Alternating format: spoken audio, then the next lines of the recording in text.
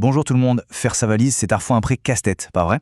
Dans l'explication d'aujourd'hui, on va décortiquer le vocabulaire du voyage et quelques règles de grammaire super utiles pour un niveau A2. L'objectif, préparer sa valise sans absolument rien oublier. Allez, c'est parti. Alors, voici notre programme du jour. On va commencer par le vocabulaire des vêtements, puis les accessoires de voyage, la fameuse checklist pour la montagne, comment exprimer la nécessité, et on terminera par un peu de pratique en contexte. On attaque tout de suite avec notre première partie, le vocabulaire des vêtements. Bon, jetons un œil aux basiques du quotidien, pour hommes comme pour femmes. On a les grands classiques, vous savez, le long manteau pour l'hiver, la veste de costume pour être un peu chic, le pantalon classique ou bien la jupe et la robe.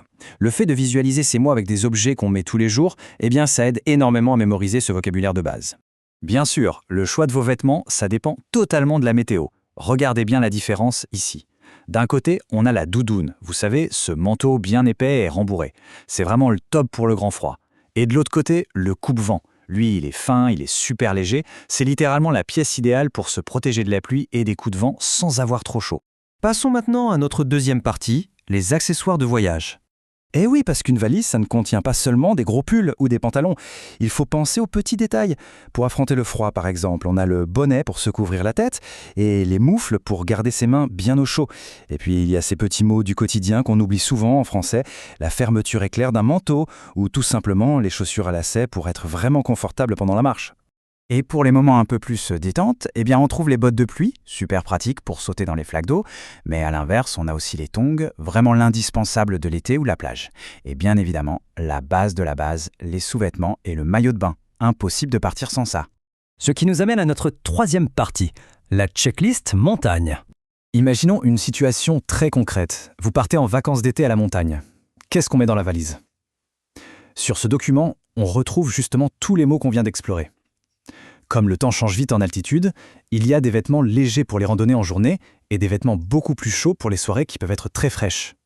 Pour ne pas s'y perdre, le secret, c'est de diviser l'information en 3 catégories toutes simples. 1. Les vêtements, on mixe le léger et le chaud.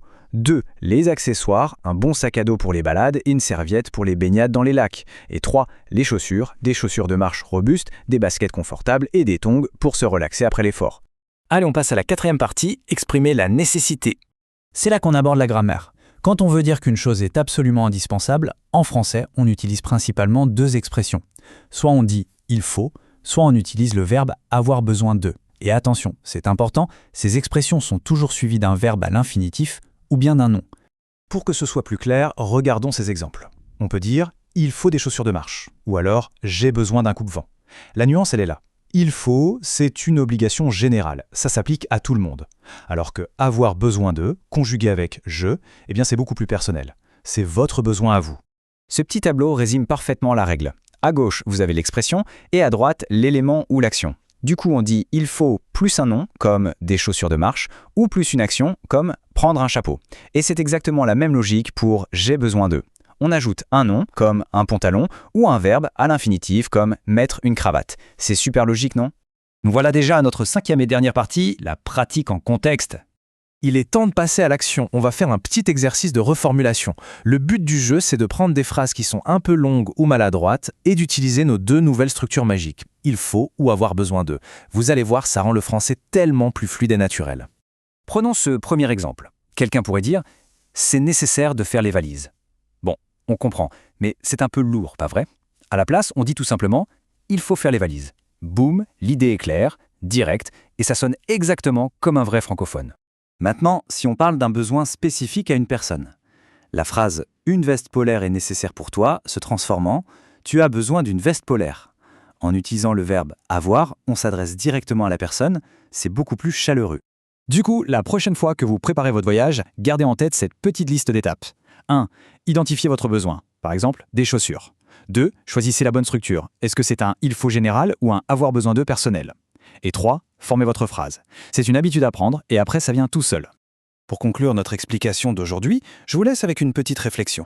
On a beaucoup parlé de la montagne et du froid, mais imaginez un instant que vous partez pour une grande aventure en plein désert. Quels vêtements faut-il emporter? De quoi avez-vous besoin? Je vous invite à utiliser « il faut » et « avoir besoin de » pour faire votre propre liste de valises. Merci beaucoup d'avoir suivi cette présentation avec moi et bon voyage dans votre apprentissage du français.